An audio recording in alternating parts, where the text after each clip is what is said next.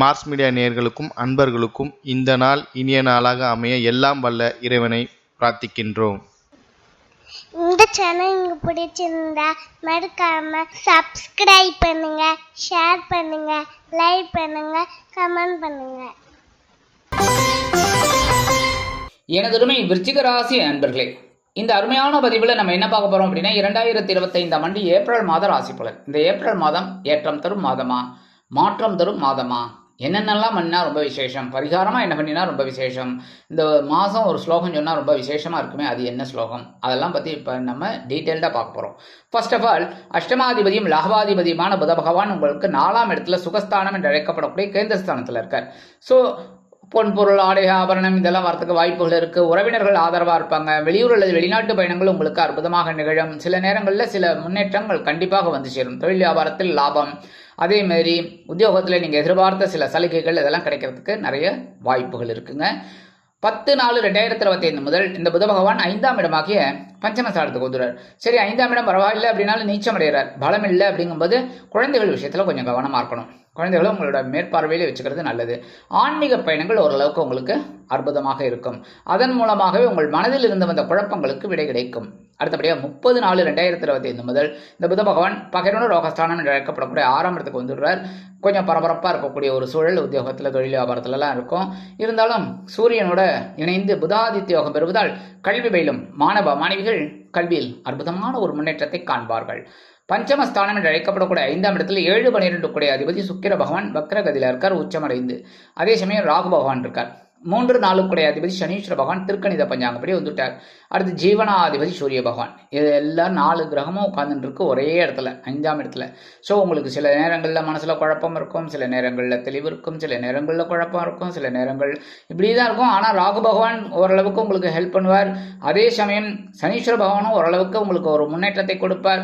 ஜீவனாதிபதி சூரிய பகவான் ஒரு படிப்பினையை கொடுப்பார். சரியா? சுக்கிர பகவான் வக்ரகதியில் இருக்கார். 5ஆம் இடத்துல இருக்கிறது பரவாயில்ல, ஆனால் வக்ரகதியில் இருக்கார். உச்சமடைந்து என்ன பிரயோஜனம்? வக்ரகதியில் இருக்கார். அதனால கொஞ்சம் கவனமாக இருக்கணும் எல்லா விஷயத்திலையும். 14/4/2025 முதல் இந்த ஜீவனாதிபதி சூரிய பகவான் எங்கே வராருன்னு பார்த்தீங்கன்னா உங்களோட 6ஆம் இடமாகிய பகரவன ரோகஸ்தானத்துக்கு வந்து உச்சமடைந்தார். உங்கள் ராசிநாதனோட வீடு. உச்சமடைந்த சூரிய பகவான் உத்தியோகத்தில் உங்களை தலை நிமிர வைப்பார். அடுத்தபடியாக தொழில் வியாபாரத்தில் உங்களது ஆற்றல் அதிகமாகும். அதேமாதிரி நீங்கள் எடுக்கிற காரியங்கள் அற்புதமாக இருக்கும். கடன் சுமை குறையும், உடல் ஆரோக்கியம் சிறப்படையும்.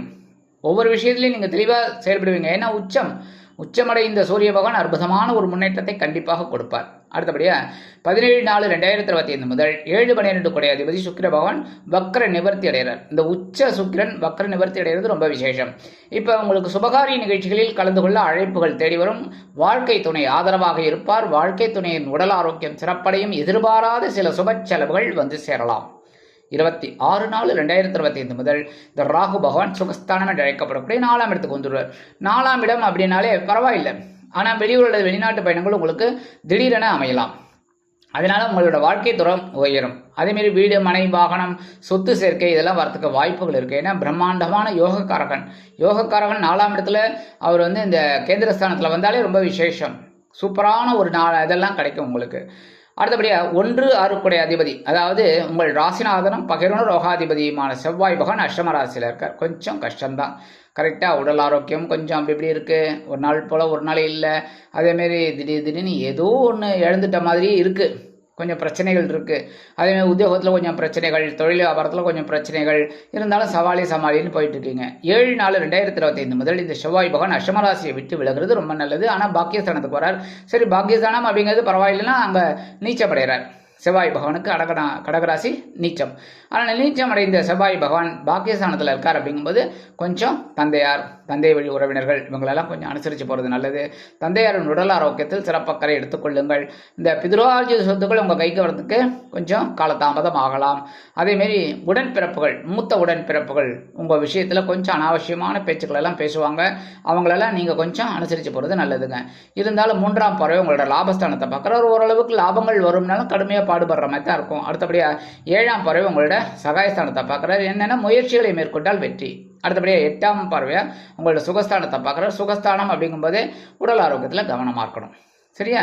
அடுத்தபடியாக கலத்திர ஸ்தானத்தில் 2/5 கூடிய அதிபதி குரு பகவான். சூப்பர். ஏன்னா இப்போ அவர் லாஸ்ட் இதில் இருக்கார். அப்போ உங்களுக்கு அள்ளி கொடுத்துட்டு தான் போவார். குரு பகவான் சுப கிரகம். ஸோ 7ஆம் இடத்துல இருக்கிற உங்கள் தனவாக்கு குடும்ப ஸ்தானாதிபதி பஞ்சமாதிபதி ஒரு அற்புதமான ஒரு வருமானத்தை கண்டிப்பாக கொடுப்பார். அதேமாதிரி உத்தியோகத்தில் உயர்வு, தொழில் வியாபாரத்தில் ஒரு லாபம் இதெல்லாம் கொடுத்துட்டு தான் போவார். அதனால் உங்களுக்கு இந்த நேரம் ஒரு அற்புதமான ஒரு நேரம். குரு பகவான் அனுகூலமாக இருக்கக்கூடிய ஒரு காலகட்டம். அதே சமயம் குருவோட பார்வைன்னு பார்த்தீங்கன்னா உங்களோட லாபஸ்தானத்தில் பார்க்குறாரு 5ஆம் பார்வையாக. லாபங்கள் குவிந்த வண்ணமாகவே இருக்கும் நீங்கள் உழைத்தால். கரெக்டாக. அடுத்தபடி 7ஆம் பார்வை உங்கள் ஜென்மராசியை பார்க்குறாரு. எவ்வளோ குழப்பங்கள் இருந்தாலும் கொஞ்சம் தெளிவும் அவ்வப்பொழுது வரும். அடுத்தபடி 9ஆம் பார்வை உங்களோட சகாயஸ்தானத்தை பார்க்குறாரு. ஸோ முயற்சிகளை மேற்கொண்டால் கண்டிப்பாக வெற்றிகள் குவியும். அடுத்தபடியாக லாபகேது, லாபஸ்தானத்தில் கேது பகவான் அற்புதம். உங்களை ஓரளவுக்கு கொஞ்சம் எவ்வளோ பிரச்சனைகள் இருந்தாலும் அப்படியே வழிநடத்த போகிறது இந்த கேது பகவான் தான். ஏன்னா 11ஆம் இடத்துல இருக்கிற கேது அற்புதமான ஒரு முன்னேற்றத்தை தான், ஞானத்தை தான் கொடுப்பார். ஒவ்வொரு விஷயத்துலையும் ஒரு ஞானத்தை கொடுத்து உங்களை உயர்வடைய வைப்பார். அந்த வகையில் 26/4/2025 முதல் இந்த கேது பகவான் ஜீவனஸ்தானமாக 10ஆம் இடத்துக்கு வந்துடுறார். அதாவது இதில் என்ன விசேஷம் அப்படின்னா 10ல் ஒரு பாவியாவது இருப்பது விசேஷம். அற்புதமான தொழில் அமையும், அற்புதமான உத்தியோகம் அமையும். ஏன்னா இதுதான் விதி, ஜோதிட விதி. அப்போ 10ஆம் இடத்துல கேது வர்றது ஒரு ஞானத்தை கொடுத்து உங்களுக்கு ஒரு உயர்வையும் கண்டிப்பாக கொடுப்பார். எடுக்கிற காரியங்களில் ஒரு தெளிவு இருக்கும்.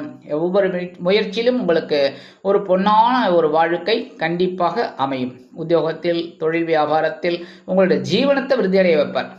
சரியா? சரி, பரிகாரமாக என்ன பண்ணினா ரொம்ப விசேஷம்.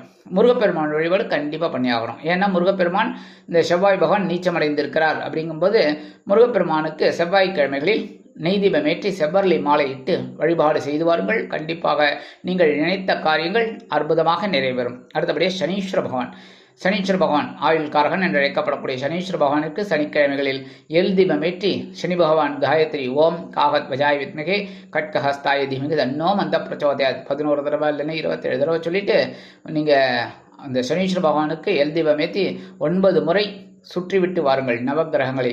அற்புதமான ஒரு பலாபலன்கள் உங்களுக்கு கண்டிப்பாக கிடைக்கும். அடுத்தபடியாக இந்த மாதம் முச்சூடும் என்ன சொன்னால் பரிகாரம், என்ன ஸ்லோகம் சொன்னால் ரொம்ப விசேஷம், நல்லபடியான ஒரு முன்னேற்றம் கிடைக்கும். அப்படின்னா ஓம் ஸ்ரீ தேவ சேனாபதியே போற்றி.